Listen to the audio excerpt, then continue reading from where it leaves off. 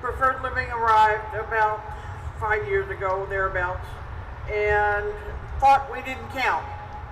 And to have the rug pulled out from under you like this is, it's a pretty nasty feeling. If I have to give that up, I don't know what I'd do, but... As we all know, ComFest is about community. It's about helping out the people, the members of the community that we have. So we have a very special thing to talk about for ComFest today. So picture this. Your parents are getting older. Maybe your mom fell in the shower last year and broke her hip. Your dad had heart surgery and he has trouble getting around.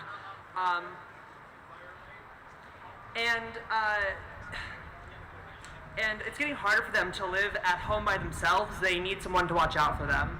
Thank you. Perfect. Okay. But you live out of state, or maybe you live close by, but you work full time, or maybe you work 2 jobs or 3 jobs. Maybe you have kids, and you just can't give your parents the kind of round-the-clock care they deserve. You don't make enough money at your job to hire a caretaker, so what do? What are your options? Now, picture this. A community of seniors living together in a mobile home park adjacent to a grocery store, a pharmacy, and an urgent care. They might not be able to drive for much longer, but that's okay because this park is right on a bus line. And the best part, it's affordable, way more so than all the other nursing homes and senior care facilities you've looked at. Your parents will remain independent well into their retirement, all because they found an ideal community. Now here's the thing, this place exists right now, right here in Columbus, in Clintonville. Wouldn't you be happy to know that these low-income disabled seniors are being taken care of? This place is called Courtyard Estates, but there's just one issue. There's a luxury apartment developer called Preferred Living that wants to tear it down and kick all the seniors out. They've been ignoring the real needs of people in our city to make a quick buck. But we can stop them, and we are going to. Residents from Courtyard Estates like Betty and Joan, Ron, and Jane have begun to organize against Preferred Living to fight back, to keep their own homes. This is happening right now in our city. While City Council talks about the need for affordable housing as the city grows, companies like Preferred Living are preying on vulnerable communities and trying to take away from some of Columbus's few remaining affordable housing options. Preferred Living bought the Courtyard Estates property back in 2014 and has already drawn up plans for a 4-story luxury apartment complex. They're not offering the seniors they'd be displacing any kind of support or compensation, not a single cent. Preferred Living sees the seniors in Courtyard Estates as just another obstacle on the path to profit. But we, the Columbus chapter of the Democratic Socialists of America, believe in people over profit. The seniors at Courtyard Estates are our friends and neighbors. Many have lived in Columbus for most of their lives. Most don't have family to rely on. Very few of them can afford to move their trailers out of Courtyard, much less come up with the money to live in the city's ever-growing number of luxury apartments. They don't have anywhere to go. It's only by organizing in our local communities that we can defeat corporate developers looking to get one over on the residents of our city. So, for that, I want to hand the microphone over to Betty, who will talk about her experience as a resident and as an organizer in the community. Yes, my name is Betty Collier, and I've lived at Courtyard Estates 25 years. I came in 1994. My son was being bused to the school for the blind, and we could not attend any extracurricular activities. So we came over, and we were right there at the place we're living at Courtyard. And so during that time, I've had to make a home there.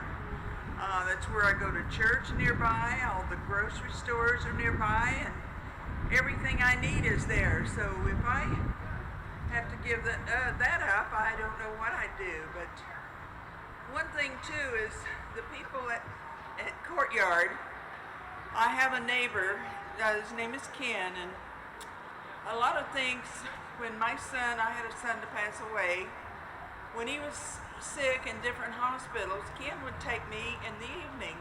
He would drive there and sit in the waiting room and wait for me to go see my son. And then afterward, not long ago, this poor man had to have surgery for cancer. It was prostate cancer.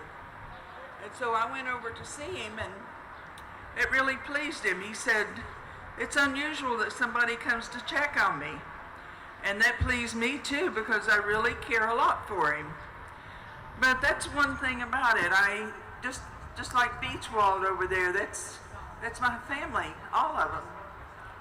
And so one thing is, I don't understand why preferred living, if they ever thought it's something that they had, and they had to give it up, and well, like many of us, it just goes somewhere without, I have no idea what we will do. So I really appreciate everything, so thank you.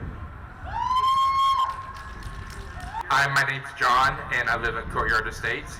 I am blind, so basically it's taken on, I've been there for 25 years, and I went to school for the blind, and then after that graduated and lived there at Courtyard Estates. But it's been kind of hard. If Preferred Living has their way, they're going to take me off the bus line, and where I live at right now, it's on a bus line to help me get around.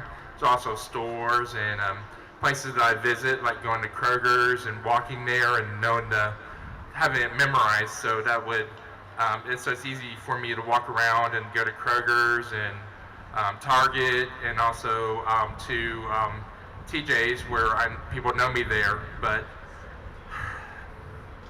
I don't know if Preferred Living has their way.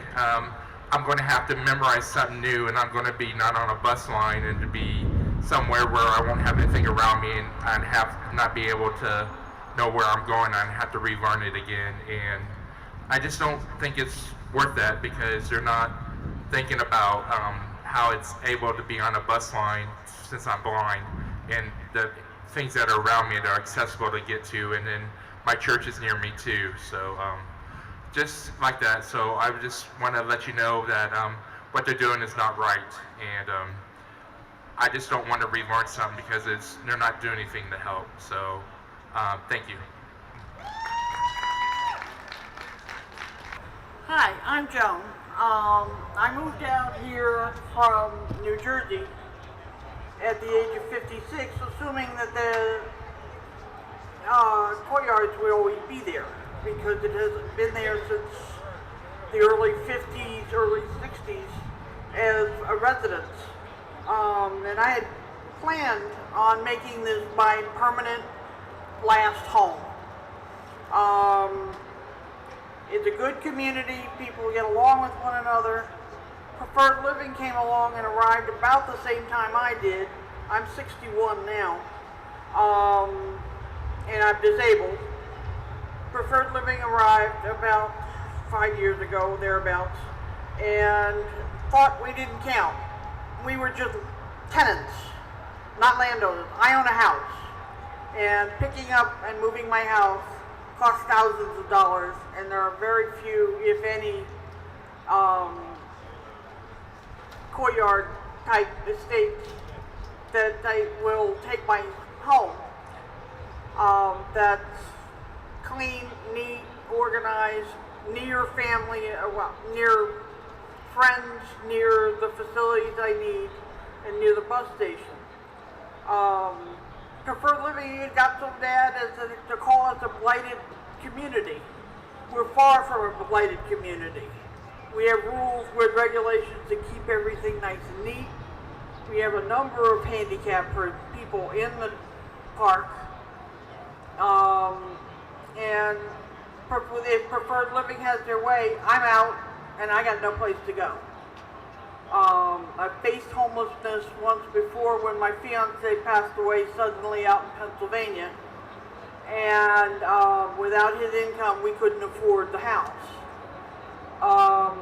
So I faced homelessness once before, and I really don't want to go through this again. I don't understand why Preferred Living couldn't talk to us and make some arrangements as opposed to making a quick buck. They know who and what they're facing, and they assume that we're just going to fold and let them take over. And I don't think that's going to happen. Thank you.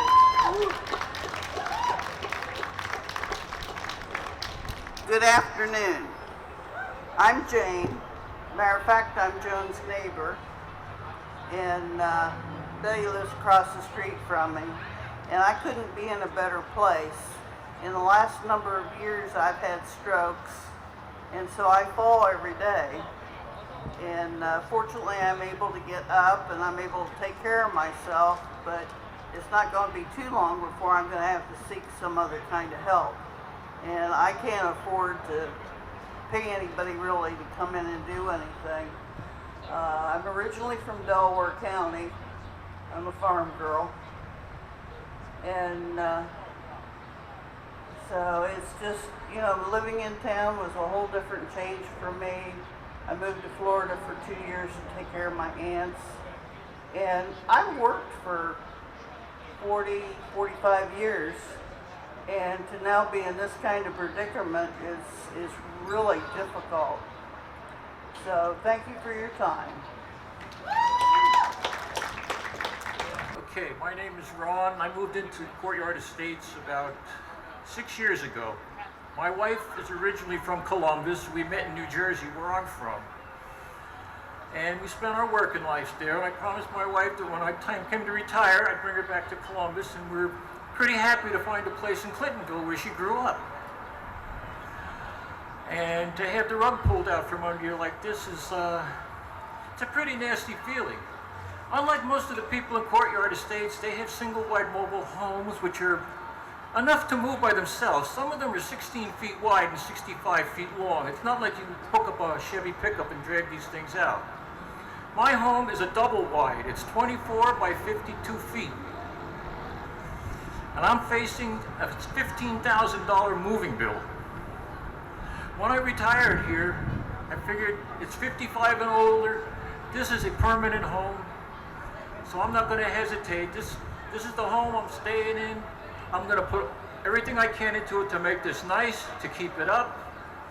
I've replaced plumbing, roofing, electrical, all kind of different things. I put far more money into the house than it's worth than I could ever get out of, but I figured I'm not going to be the one worrying about it. There's going to be somebody else, and they can take care of that. And then for some guy to come along and suddenly say, "Ah, you're a tenant, get out." It's just not right. I know when I first heard about this, I had trouble falling asleep for about 2 weeks. And there are other people in the park. You know, we're talking about people anywhere from 55 to 92. And a lot of them are a lot more worried than I am, especially the older ones. And it's just a rotten raw deal. From what I understand, Columbus is short of senior housing, amongst other things, as well as affordable housing. And it just doesn't make sense to me to evict 60 or 70 senior households so that you can move in a couple of hundred upwardly mobile people who can afford these things. And they are able to move anywhere, actually. We're not. We're pretty well tied in. My option is limited. It's one thing. It's move it or just walk away. And then what do? I've cashed in all my retirement chips in this house. It's unsellable, really, because no one's going to want to buy a house that's got to be moved. Or if they want to buy it, they're going to want to buy it for peanuts. So it just doesn't make any sense. I'm basically facing a $15,000 move. I'm on a fixed income as just about everybody else is. It's Social Security and a small pension. And everybody out there, someday you're all going to be in my shoes. We're not going the way you are. Young get old, and that's the way the world is. So please help us make a stand here to provide for people in their later years. Thank you.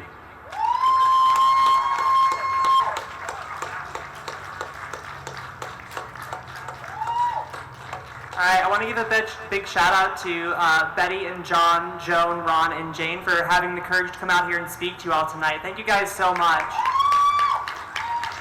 So we are committed to fighting preferred living, but we need your help. Preferred living can't build their luxury apartments unless Columbus City Council approves a zoning variance. We need you to call and write our city councilors.